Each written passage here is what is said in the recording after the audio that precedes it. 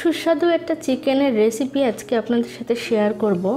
এটা আপনারা ভাত, রুটি, পোলাও, খিচুড়ি যে কোনো কিছুর সাথে ইজিলি খেতে পারবেন। নিয়ান্স কুকিং ডায়েরি চ্যানেলে আপনাদেরকে স্বাগতম। রান্নার জন্য এখানে নিয়েছি প্রায় 1 কেজি পরিমাণ চিকেন। চিকেনের সাথে এখানে অ্যাড করে দিচ্ছি আদার রস, সামান্য রসুন, হলুদের গুঁড়ি এবং লবণ। সব কিছুকে আমি চিকেনের সাথে খুব ভালোভাবে মাখিয়ে নিচ্ছি। চলে যাব এটাকে ভেজে নিতে।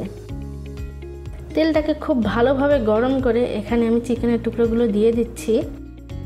অর্থাৎ এই চিকেনটাকে আমি প্রথমে ভেজে এরপরে রান্না করে নিব। চুলার আঁচটা কিন্তু এই সময় আমি হাই হিটেই রেখে নিয়েছি। খুব বেশি সময় নিয়ে ভাজবো না, প্রায় 3 থেকে 4 মিনিট সময় নিয়ে ভাজবো।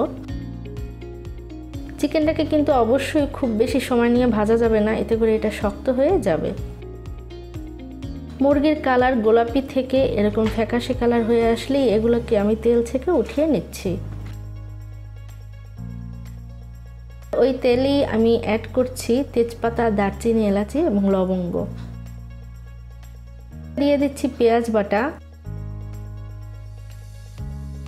রসুন বাটা এবং আদা বাটা। এই মশলাগুলোকেও তেল এবং গরম মশলার সাথে খুব ভালোভাবে নেড়েচেড়ে মিশিয়ে নিচ্ছি।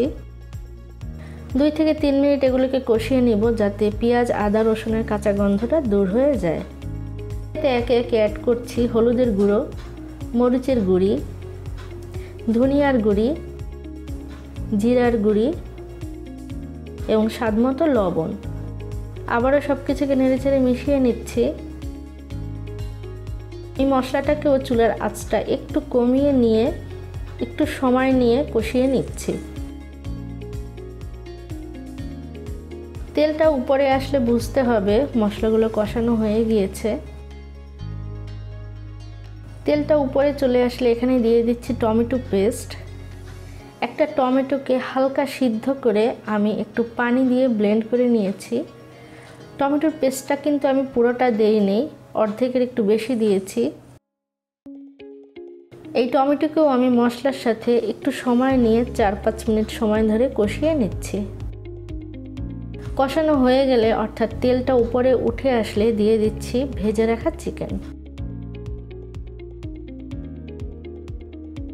চিকেনটাকে আমি তেল মশলার সাথে খুব ভালো করে নেড়েচেড়ে মিশিয়ে নিচ্ছি।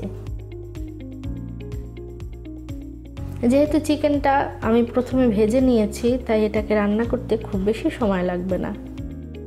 এটাকে ঢেকে দিচ্ছি প্রায় 5 মিনিটের জন্য। 5 মিনিট পরে ঢাকনা উঠিয়ে নিলাম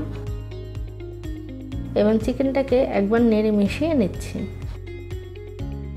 মশলার সাথে চিকেনটা মোটামুটি ভালোভাবেই কষানো হয়ে গিয়েছে, কারণ তেলটা মশলা থেকে আলাদা হয়ে যাচ্ছে। এখানে অ্যাড করছি ধুয়ে রাখা আলু। আলুটাকেও আমি চিকেনের সাথে কষিয়ে নেব।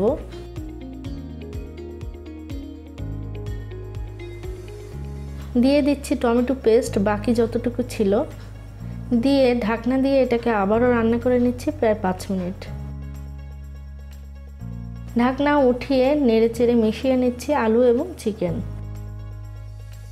আলু চিকেনের সাথে মোটামুটি ভালোভাবে কষানো হয়ে গিয়েছে। এবারে এখানে দিয়ে দিচ্ছি গরম পানি। অবশ্যই এখানে গরম পানি ব্যবহার করার চেষ্টা করবেন, এতে এটার টেস্ট কয়েক গুণ বেড়ে যাবে।